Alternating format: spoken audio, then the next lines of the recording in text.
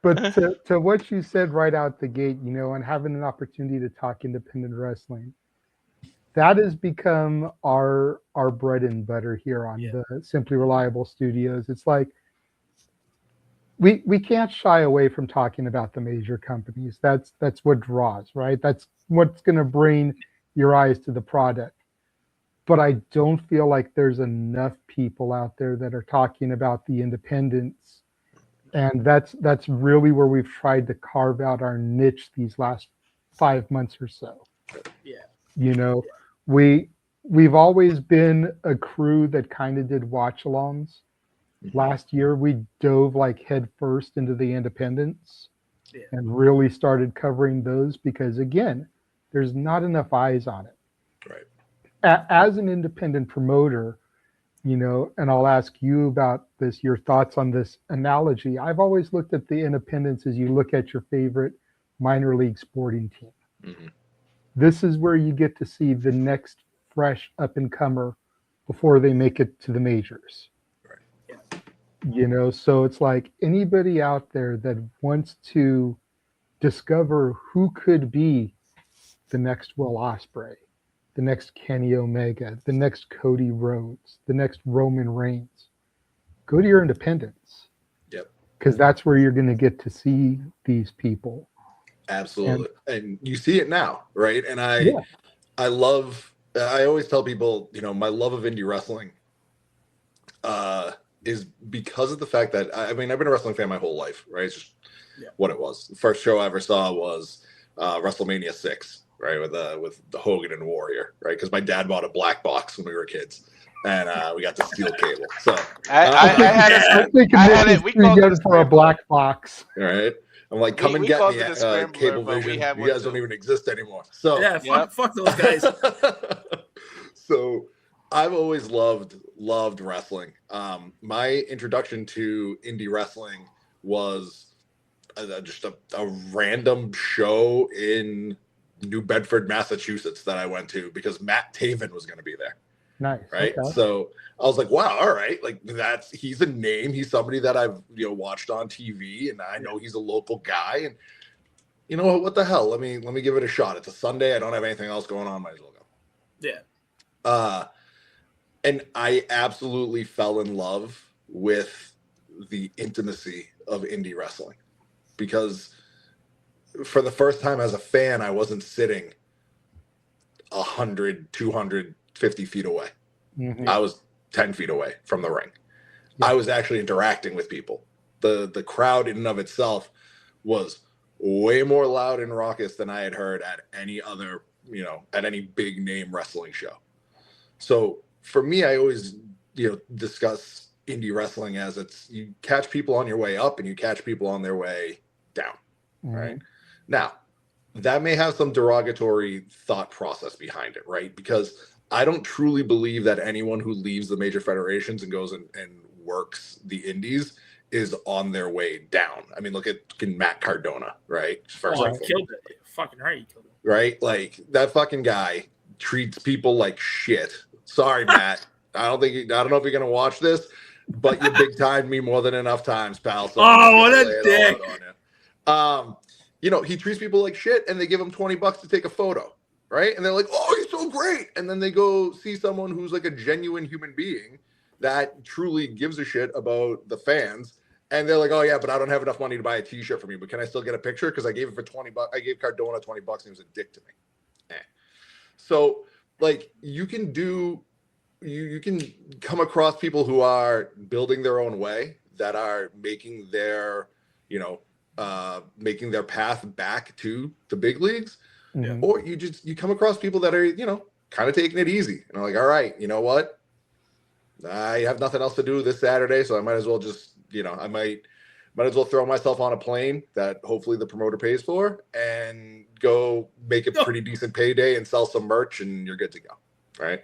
And Nick, I know you're laughing. Listen, I can go, and I'm sorry, guys. I love to fucking talk. I apologize. I'm a sales guy, so this is like my bread and butter here. I kind of knew where that. I see on social media, so I kind of know what I know what you're talking about. Yeah, but we're not going to mention it here. No. Look, I love indie wrestling. I love every single promotion that's out there because everyone's pulling in the same direction. And a couple of a couple months ago, there was that whole like indie wrestling is dead stuff, right? Because some of the promotions in the West Coast were dropping off, and there's just a lot happening to it. And for me, I love seeing it, whether it be at a VFW hall or it be at a Polish Recreation Center, or it be for us. We just ran at this place called the Great American Beer Hall on Sunday, which is a 900-person venue with a mezzanine. Like, it doesn't matter where it is. If you're putting on a show and you're giving people the opportunity to interact, you're giving wrestlers that are up and coming an opportunity to get reps in, then I'm going to support you no matter what. But it's also pro wrestling. So I'm not going to be a wrestler. I'm never going to get in the ring. I've never taken a bump. I'm not a boy. I'm not one of them. Yeah. But I love talking shit. And it's one of those things where I'm like, guys, it's freaking wrestling. Like, people take it too seriously. Like, it's literally pro wrestling. We all have day jobs. Like, everyone's doing other stuff for the most part. It's not worth being, so uptight about it, right? Like, have some fun with it. Yeah. So that's truly what it comes down to. And that's why Focus Pro is the way that it is, because I want to have fun. And we want to have fun at Focus Pro.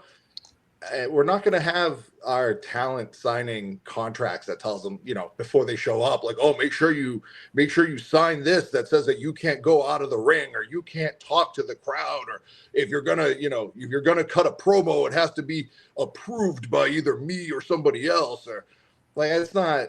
Go have fun. People come up to us all the time. They're like, hey, look, what do you want us to do? And I'm like, oh, go have a good time. Yeah. We trust you because you're the professionals. Yeah. I'm just here to facilitate. Go put on a show for the folks, right? So it's really important to me. Yeah. Well, no, we'll get into all that because I mean, there was so much to unpack in the stuff that you talked about. Because some of what you were talking about just harkened me back to my own personal experiences and everything. Mm-hmm. The first independent wrestling show I went to was back in either 2003 or 2004. And kind of the same thing, I saw that some of the guys from TNA were going to be there. And I was like, oh, okay, well, let me go check this show out. Yeah. Enjoyed it. And then I discovered PWG the following year. Yeah. A lot of the same thing. A lot of guys from TNA were going to be there. Like, it was my opportunity to meet AJ Styles. When he still had like the Midwest farmer boy, like combed down hair and everything. Yeah. And vintage AJ. Yeah. For real. And being front row on the aisle where the wrestlers come right out and have to high five you and everything, and just being so close you could smell the sweat in the little gymnasium that you're in. Right. And you mentioned how these guys have second jobs. Now, there's a few out there that are really good at what they do and make a comfortable living that they don't have to work. But for the most part, all these guys and girls, they've got a 9-to-5, right? A Monday through Friday. And that's one of the things that we like to do here is we like to peel the curtain back just as far as you or our other guests will allow us to try to show and expose our fans that these are normal, real people. Right. Yeah. Like, they're not these superheroes that you see on TV. They're that Friday, Saturday, Sunday. But there's this whole other world to them, whether they work in retail or they're paralegals or they're married and have kids or whatever it is, like, there's this whole other side.